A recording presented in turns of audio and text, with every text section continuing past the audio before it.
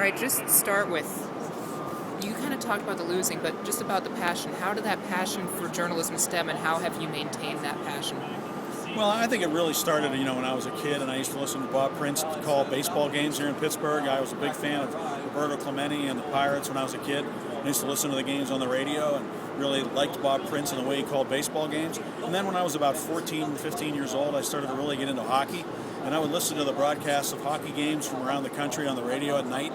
KMOX in St. Louis. I listened to Dan Kelly do the Blues, and a guy named Al Shaver who broadcast games for the Minnesota North Stars back in those days on WCCO radio, and a guy named Lloyd Pettit who was the voice of the Chicago Blackhawks on WBBM.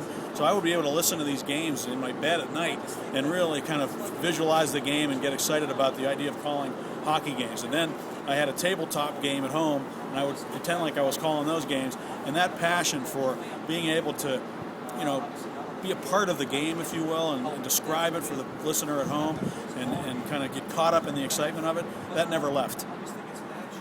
You see fans from all around the country. I know you guys were talking a little bit about the Pittsburgh fans today. But how do you think Pittsburgh fans compare to fans from teams all around the country?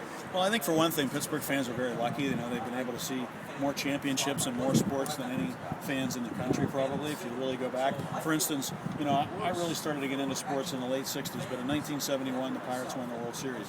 Then all of a sudden, the Steelers won 4 Super Bowls in the 70s. And then, you had Pitt winning a national championship in college football.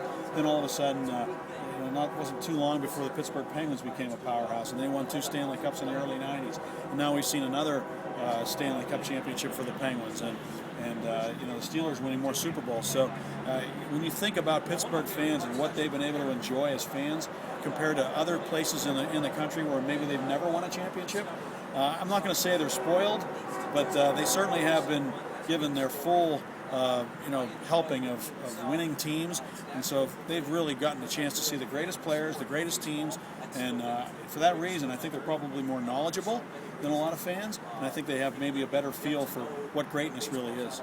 Lastly, just quick advice for Point Park students. I know you kind of said it in there, but really quickly, do you have any brief advice to give to Point Park students that are interested in the field? Well, the first thing is I had a teacher when I was in college. His name was Bill Randall. He was a famous disc jockey in Cleveland, and he used the word propinquity. If you look that word up, it means closeness. It's like the old mailroom theory where, if you work in the mailroom, you might meet the president of the company.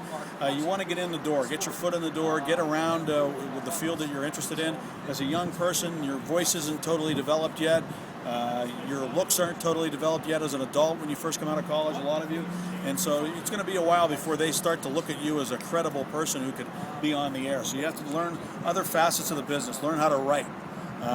And learn how to appreciate the various aspects of broadcasting, not just being on the air, but what the camera guys have to go through, what editors and producers have to do. If you learn all those skills, or at least an appreciation for them, you're going to be ahead of the game.